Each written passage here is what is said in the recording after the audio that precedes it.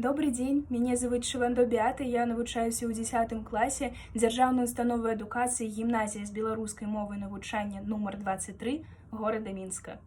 Верш Ларысы Єніюш «Мой родны кут».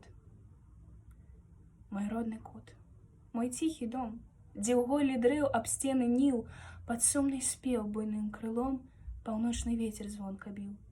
Мой родны кут, на твой успамін бушуе кроў, а ў сэрцы гар, а ў сэрцы боль, бо зніў з далін урок мяне туманны чар. І ў ясны дзень, і ў ноч без зор, душа, як птах, пад гоман дум ляціць на шлях, дзе песні бор калыша долі нашай сум. Мой родны кут — цвяцісты луг, пад шумы вольх прыйдзе ўначы, як ціхі ўздых мой верны дух, на вечны сон к табе спачыць.